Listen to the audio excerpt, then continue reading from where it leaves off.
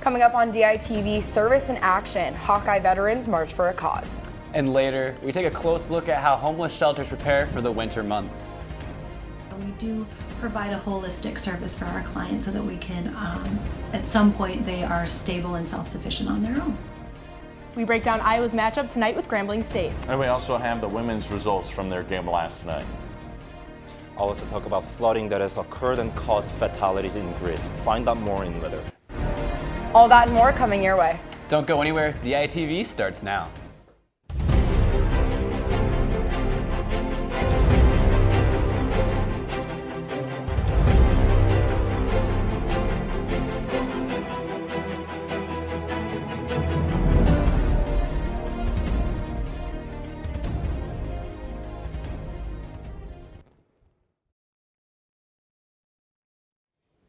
Good morning, Iowa City, and thanks for tuning in. I'm Noah Gowdy. And I'm Becca Scadden. 6 members of the UI community were awarded at the annual Hawkeye Distinguished Veteran Awards last night at the Iowa Memorial Union. The ceremony was started 3 years ago and was meant to emphasize the origins of the IMU. The IMU was built in the early 1900s to honor the lost soldiers from World War I. The distinguished honorees included former members of the Iowa football program, Captain Hayden Fry of the U.S. Marine Corps, and Ensign Niall Kinnick of the U.S. Navy. At the same time as yesterday's ceremony, the University of Iowa and the University of Nebraska Veterans Association teamed up to march for veteran suicide awareness. The march began at the Iowa Memorial Union and will continue through November 23rd next year. Next year, those marching will carry the football that will be used in the Iowa-Nebraska game and 22 pounds in their packs to symbolize the 22 veterans that commit suicide every day. You can read all about these events in today's edition of the paper, where Daily Iowan reporters Brooklyn Drazy and Grace Lynn Keller go more in depth. University of Iowa organizations in a local shelter are partnering together to help the homeless and hungry. Reporter Mackenzie Cooper has the story. 48%. That's the amount of college students that are food insecure. In honor of Hunger and Homelessness Awareness Week, numerous student organizations are working with Shelter House to help serve both the homeless and hungry. One of these organizations under your wing is hosting a winter donation drive where people can donate winter clothing, food, blankets, and hygiene items. All the donations are going to Shelter House, so some of them will help residents at Shelter House, people who have recently moved out of Shelter House, and also the winter emergency shelter. And most of these items can be found in your own home, including canned food items and winter clothing like hats and gloves. Shelter House in Iowa City helps serve the homeless by offering 70 beds for men, women, and children, and also provides services to help them get back on their feet. With the winter months quickly approaching, Shelter House is preparing for its busiest time of year and needs the community's help in order to be able to serve as many people as possible. We could always use winter coats, socks, gloves, mittens, and of course always pillows and blankets. With Thanksgiving right around the corner, it's a perfect time to give back. To find out how you can help, visit shelterhouseiowa.org. Reporting from Shelter House, this is Mackenzie Cooper, DITV News. Well, Becca, it's starting to get a lot colder here in Iowa City and starting to feel a lot like winter. Definitely, Noah, but actually around the world, there's some more natural disasters happening. Let's toss over to Kim in the weather studio with more on that. Kim? Thanks, guys. This year, the Earth has been experiencing numerous disasters. This time, flooding is messing Athens in Greece. According to Associated Press, powerful storm and heavy rain formed this flooding yesterday. This deadly flooding washed down the roadways, destroyed walls, and flipped over cars. The flood killed at least 14 people near the small town of Mandra, and officials fear that the death toll could increase as the fire department crews search for more missing people.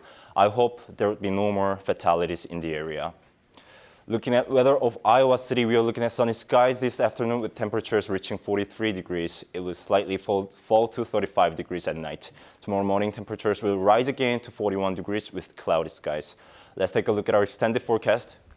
On Friday, temperatures will increase, but we're expecting light rain showers at night. On Saturday, temperatures will decrease again with rain in the morning. Wind will blow pretty hard on this day, so be aware of it. As we are reaching near to Thanksgiving break, we are looking at sunny skies. Temperatures will reach high of 41 and low 30 degrees on Sunday. Monday is the warmest day of the week, with temperatures reaching high of 53 and low of 38. Temperatures will slightly drop down again on Tuesday with partly cloudy skies. I hope you enjoy roller coaster of the weather and temperatures during Thanksgiving break. Guys, back to you. The Robert A. Lee Community Center celebrated America Recycles Day with an event aimed to make a difference. DITV News reporter Gustavo Meyer reports with more. To celebrate America Recycles Day, the recycling fair took place in the Robert A. Lee Recreation Center. This included a mason jar recipe station for gifts this holiday season. Not to mention, upcycling activities included recycling wine corks and old light bulbs into ornaments to focus on sustainability. We've got a lot of great activities going on today, anything from learning how to mend your clothing, requilting, so taking old t-shirts and old materials and turning them into quilts and new products. The theme was Reclaim Your Holidays. This included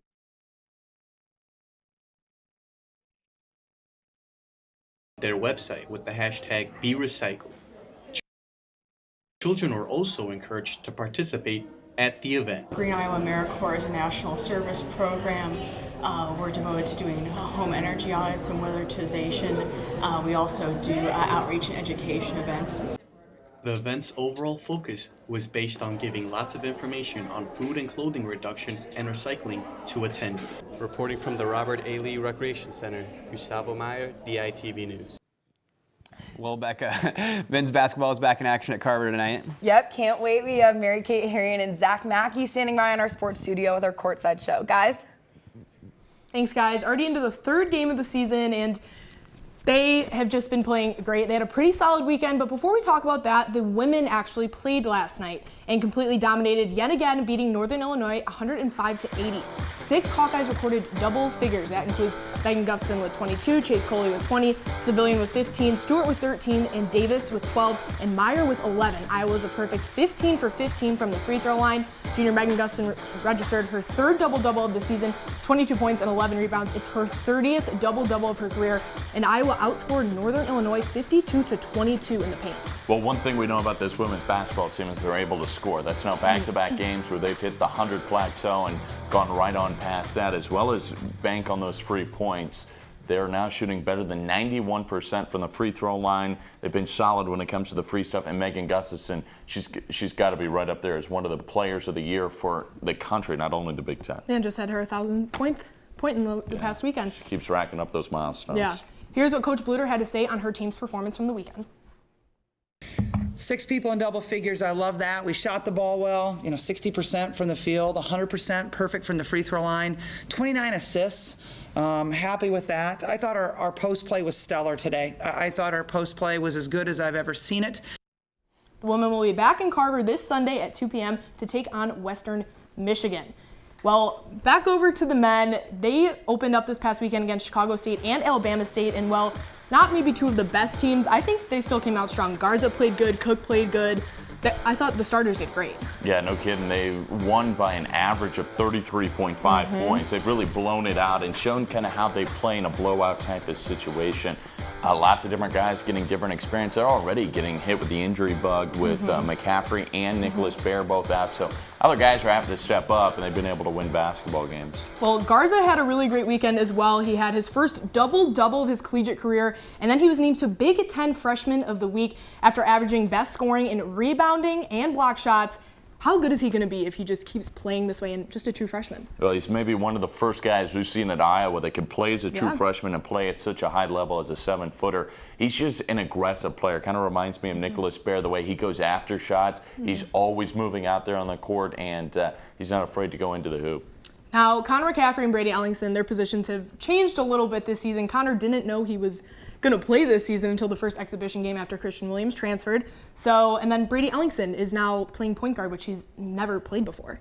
Yeah, lots of different situations. Brady Ellingson was always right there to crack in that starting lineup, and so this might be another situation to kind of get him in there. He maybe could potentially get double-digit minutes and be able to get some shots because, again, he's got a pretty nice stroke with his jump shot if he's able to get it up. Yeah, just 6 from 10 from threes in the first 2 games of the season.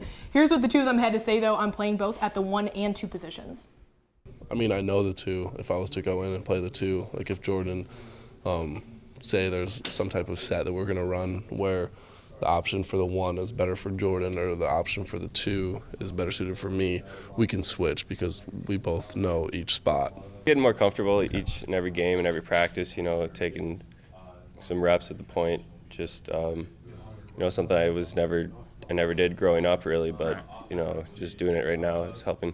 Yeah, it's definitely important, got to go outside your comfort zone, and the better I can handle the ball, even if I'm playing off the ball, it can help too. Now, sophomore Ryan Kriener is probably one of the most mentally and physically tough players on the team. He's that post player that is just going to knock you around, and he is not afraid of anyone. No, Coach McCaffrey's been really high on him since he's come onto this game, onto this team, and this season he's had some good little stints here or there, and he's just another big guy in the arsenal for Coach McCaffrey.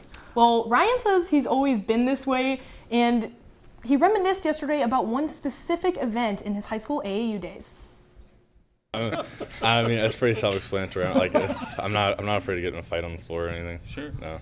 Have you always been like that? Yeah, kind of. I mean, I remember, I think it was my 17U year.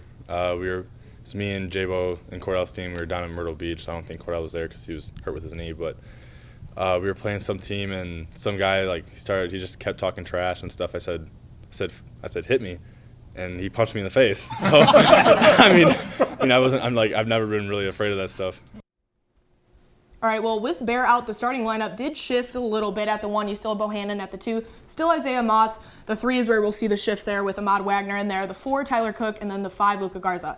I like this lineup a lot. I was not sure about Ahmad Wagner, but he does all the intangibles, and he does whatever he needs to do to get his players the ball. He talked about how he's not out there to score, he's out there to make sure he gets those assists in. Well, one thing we've learned is that just because you start for Coach McCaffrey doesn't mean you're going to get substantial amount of minutes. I mean, Ahmad came out of that game within 30 seconds against Chicago State. He ended up re-entering in, but yet just because you're a starter, you're one of those 5, doesn't necessarily mean you're a huge impact guy or anything like that. Instead, you're going to get your name called in the beginning. It's going to be a cool situation, but you still got to be able to play, and yet he'll bring you off the bench if you can do it better. He thinks that way. Well, predictions-wise, I think Iowa's going to get the win again. Not a strong team out of Grambling State, but I think this is another chance for Iowa just to get experience on the floor. I'm excited to see Connor out there in his first actual regular season game after he's been injured, but I think Iowa's going to get the win. I agree. Looking forward to it. It should be cool. Iowa's won by a combined average of 33 points in those first 2. They've got another SWAC team here today, and we've got the Hawkeyes. Well, that is it for us. Tip-off is at 7:05 against Grambling State inside of Carver Hawkeye Arena on BTN+. And me and Mary Kate will be right back here tomorrow morning where we'll break down Iowa football's matchup over the weekend with Purdue. That's our pregame show. Guys, back over to you. Thanks, guys. Before we leave you this morning, the arts happened to make national news last night. A Leonardo da Vinci painting was sold last night for a record-breaking $450 million. Savior of the World was sold at an auction in France, breaking the previous record of $300 million. Critics said it was painted in the 1500s and shows Jesus Christ dressed in the Renaissance robes with his right hand raised and his left hand holding a crystal sphere.